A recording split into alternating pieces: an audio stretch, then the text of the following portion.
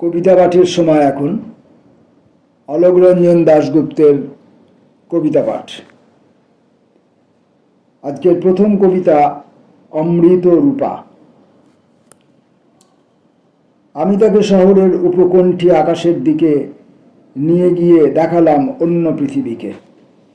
চেয়ে দেখো, সূর্যকেও ভিক্ষার আধার করে ওই প্রসন্ন ভিখারি ছোটে নীলাকাশ।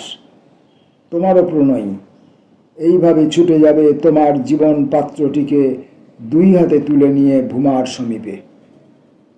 তবু দূরে একা তুমি যেতে চাও, কেন যেতে চাও বিশ্বময়ী? এই অভিমান শুনে তখনই সে চলে যাবে দেখে উপনগরীর পথে শব্দের সায়ক ছুঁড়ে ছুঁড়ে। আবার তুনের চোখে নীরবতা রেখে তার চোখ ফেরালাম দুই মালঞ্চের অভিমুখী। তবে তুমি চেয়ে দেখো, একটি নিষ্পাপ প্রজাপতি মধুর সাধনা ভুলে অচিন পুষ্পের বৃন্তমূলে চুপি চুপি দিচ্ছে আরতি।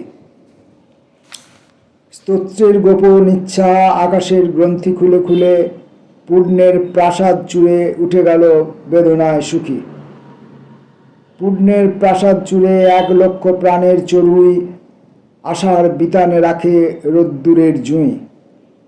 আবার তাকাও নিচে, রৌদ্রবে অদ্রিকর্ণী লতা কোথাও উত্তীর্ণ হবে বলে স্থির লক্ষ্য চলে ওই। রৌদ্র তারও আশ্রয়, তাহলে তুমিও আমাকে ফিরে পেতে পারো পরম পূর্ণতা। এইবার চেয়ে দেখি আমার দুহাতে তার মন কিছুতেই না পেয়ে ফেরে। জেনেছে সে আমার অমিয় তরল তৃপ্তিরই মতো। এবারে সে আত্মনিবেদন চকিতে ফিরিয়ে নিল। তীব্র শীর্ণতায় সত্যপ্রিয় অনামিকা থেকে তার প্রথম চৈত্রের অঙ্গুরীয় ঝরে গেল প্রতিপন্ন অপরাধী সাক্ষীর মতন। সে এবার আমাকে দেখালো, তোমার আলোর অর্থ অগভীর, যেখানে অর্কিড গুচ্ছ মেঘের পালার্ক মিরারেট ছুঁয়ে আছে। সতীর্থা অতসী তাকে ঘিরে ধরে আছে নম্র হলুদের দীপ্ত অসি। তাদেরও তো আশ্রয় মাটি, তবু সেই মৃত্তিকাও মৃত, কিছুটা বিস্তৃত হয়ে ওদিকে লজ্জায় মাথা হেঁট। বুকজোড়া কি ভীষণ ধরেছে ফাটল। ওখানে একদা কোনো দিঘি ছিল, দিঘির ঈপ্সিত কলসের অনুযায়ী জীবনের জল, যা এখন অনিশ্বর আকাশের কাছে ধুমল বাষ্পের মতো বৃষ্টিহীন হয়ে বেঁচে আছে। শূন্য মন্দিরের চোখে এখন সমস্ত ধরাতল চেয়ে আছে। শূন্য মন্দিরের চোখে এখন সমস্ত ধরাতল চেয়ে আছে। পুণ্যের অভাবে এসেছে জনতা, ভুলে গিয়ে অদ্রিকর্ণী লতা বিবর্ণ এসেছে। এরা বিবর্ণ থেকেই ফিরে যাবে। এদের এড়িয়ে অন্য ধ্রুবপথে মিলিত যাত্রার কোনো অধিকার নেই তোমার আমার। মঞ্জু তৃণ থেকে যেমন শীর্ষের ফলা ছিন্ন করে উদাসীন ছেলে, সেই নিষ্ঠুরতা জেলে জেলে আমার হৃদয় থেকে তোমার হৃদয় ছিঁড়ে ফেলে মুক্ত হও। তারপর ব্যক্ত করো তুমিও নিজেকে। বলে সে আমার হাতে প্রথম চৈত্রের অপরাধ আচম্বিতে রেখে একা ফিরে গেল।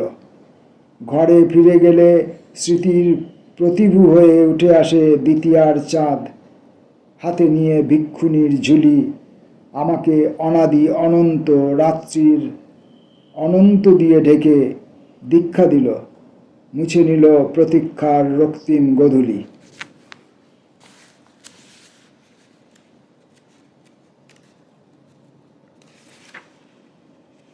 কবিতাটির নাম ছিল অমৃত রূপা।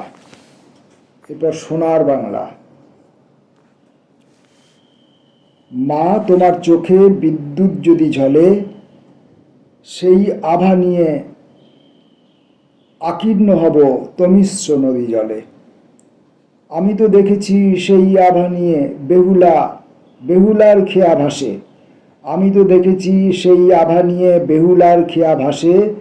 ভেঙে চুরে যায় মৃত্যুর পিঞ্জর। কালের কুটিল জলের বাসরে আমিও লক্ষিন্দর। বেহুলা আমার নিয়ে চলে আজও প্রদীপ্ত বিশ্বাসে। আমি তো দেখেছি সেই আভা নিয়ে বেহুলার খেয়া ভাসে, ভেঙে চুরে যায় মৃত্যুর পিঞ্জর। কালের কুটিল জলের বাসরে আমিও লক্ষিন্দর, বেহুলা আমায় নিয়ে চলে আজও প্রদীপ্ত বিশ্বাসে। ছাপার জন্য অন্তুস্ত অ, বয়শূন্য র, কখনো খ, কখনো ম, কখনো দন্তস্ব, এগুলো সব একরকম দেখতে লাগছে। মরণের পথে চলি জীবনের দিকে, আমার ললাটে মৃত্যুঞ্জয়ী লাবণ্য দাও লিখে। আমার বসনে বাসন্তী নয়, শুভ্র শরতান। বৃষ্টির পরে রাঙা ছাউনির নিচে দুয়ারে দাঁড়াও।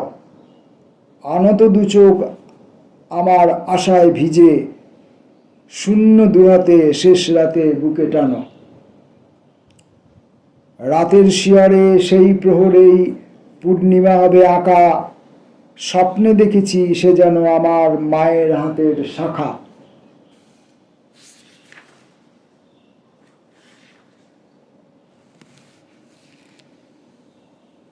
পরবর্তী কবিতাটির নাম রুমানীয় একটি দম্পতি। 28 চৌরঙ্গী, কলকাতা, 31 মে থেকে 20 জুন 1957। সম্ভবত এই সময়কালীন ওই রুমানিয়া দম্পতি কলকাতায় 28 নম্বর চৌরঙ্গিতে ছিলেন। 31 মে থেকে 20 জুন 1957 তাদের নিয়ে লেখা।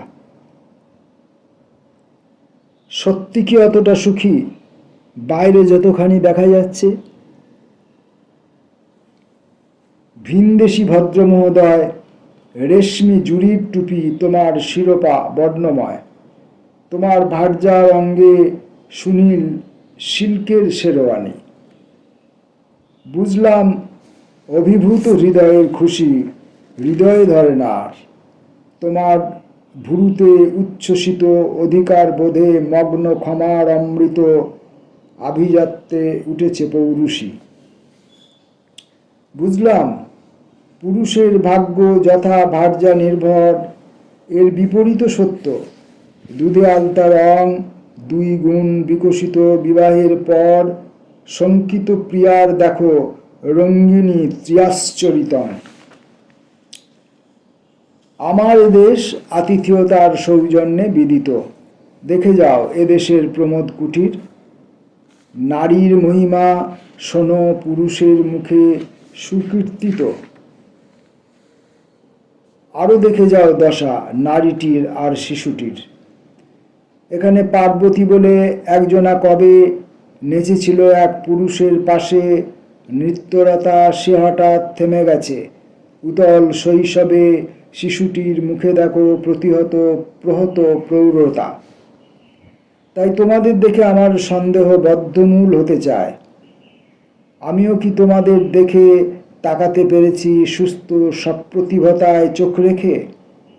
সত্যি কি তোমরা ভাবো মৃত্যু নেই? পারিজাত ফুল আছে বলে ভাবো? যদি মনে হয় মৃত্যু নেই, পারিজাত ফুল আছে, তবে কেন জীর্ণ এই দেশে এসেও দাঁড়িয়ে আছো স্থির পুতুলের ছদ্মবেশে? সীমাবদ্ধ হয়ে আছো পুতুলের প্রদর্শনীতেই।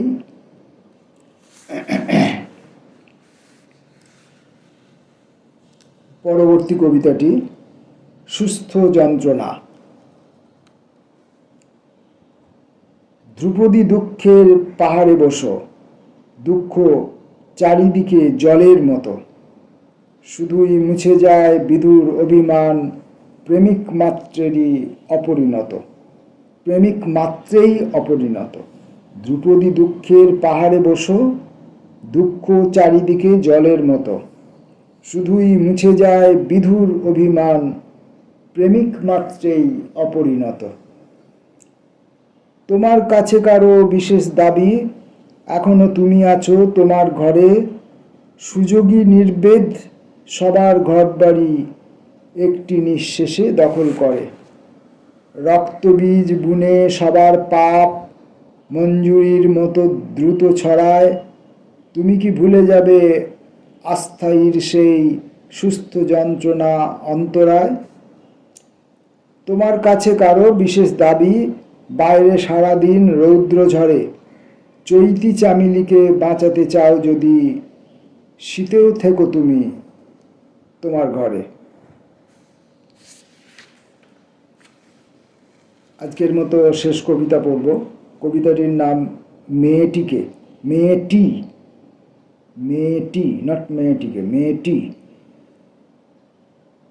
দ্রুত পায়ে যে মেয়েটি ভিড়ের ভিতরে মিশে গেল, ভালো করে ওকে আমি দেখিনি যদিও, ভালো করে ওকে আমি জানি। জানি এই মেয়েটিও অন্যান্য মেয়ের সঙ্গে এক। সে যখন ঘরে যাবে, গিয়ে যদি দেখে অন্য কোনো গূঢ় অপমানে তার দৈত্যের মুখ অন্ধকার হয়ে গেছে, সেই কালো মুখের মহলে ক্ষুধিত পাষাণে যাবে সারা রাত্রি, কেবলই যাবেও আলো জেলে জেলে। আর যদি দেখে ছেলেটিকে অন্য অন্য ছেলের মতোই দিনের কঠিন যুদ্ধে জেলে যেতে যেতে প্রেমের সত্যকে ভুলে দগ্ধ এক অতৃণ প্রান্তর, ও যাবে শিশির ভরা চোখে সেই অতৃণ প্রান্তরে ছায়া ফেলে ফেলে। আমরা অলোক রঞ্জন দাশগুপ্তের কবিতা পাঠ আজকে এই পর্যন্ত রাখলাম। আসবো পরের দিনের পরের ভিডিওতে। নমস্কার।